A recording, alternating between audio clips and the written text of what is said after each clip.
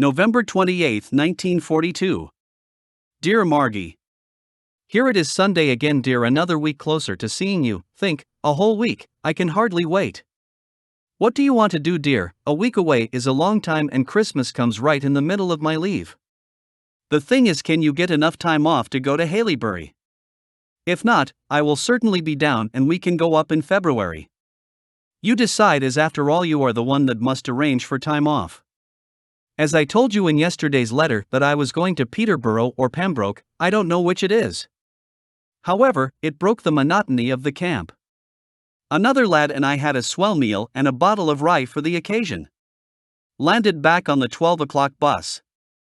Have some snaps, we'll send them to you or bring them down at Christmas. Well, darling, hope yesterday's letter gets the article I mentioned and that you like them. I want to see them at Christmas, so don't use it for any other reason. All my love, darling. Will write tomorrow. As ever. Roger XXXXX. December 1st, 1942. Dear Margie. Well, darling, here it is December, just 20 days to go. Here is the story, dear. My leave starts at 6 o'clock on the 21st until midnight of the 29th. Yes, darling, I would like to go home if you could get the time off, but of course I want all the time in your company. I haven't told the folks yet of the change in dates of the leave. If we can't get up, they will be disappointed. However, it's you that really counts. Could you get the time off by forfeiting your week's wages? I could let you have $10 or $12 to help make up. See what you can do, darling, and let me know this week if possible, so I can let the folks know. Have you received the money order yet?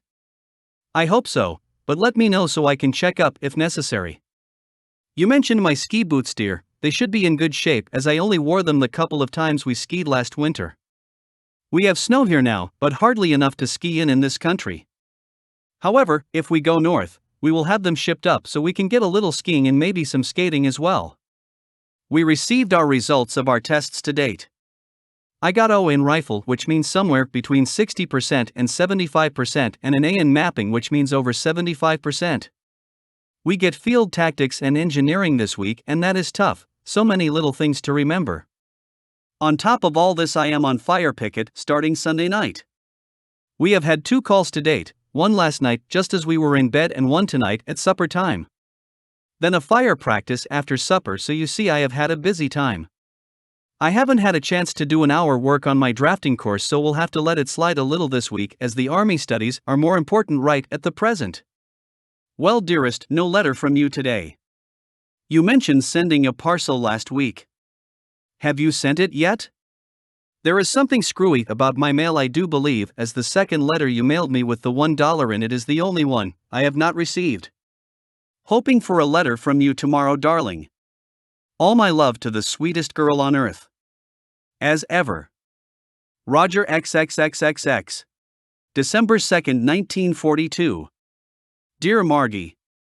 Have just finished reading your letter and am glad to hear you received the dough okay. I am writing this at noon. We go out on Bren Gun this afternoon and a picture on the same subject this evening, so won't get a chance to write. You mentioned a change in jobs. You are nearly as bad as I am, dear. Must be the breed, eh? However, here is a new picture. A list of men going to trade school was posted this morning. Of course it's subject to change, but hardly likely. I am listed for architecture drafting, and I believe the school is in Ottawa or New Brunswick and is a 2-month course. No matter where it is, you could come along, as well as the schools are not in barracks. That is not all. At least I could get the odd sleeping out pass, maybe living out. Of course, this is just a gamble, dear, but don't you go tying yourself up to a job just in case. Well, darling, we'll have to get ready for parade. We'll write again tomorrow. All my love, sweetheart. As ever. Roger XXXXX.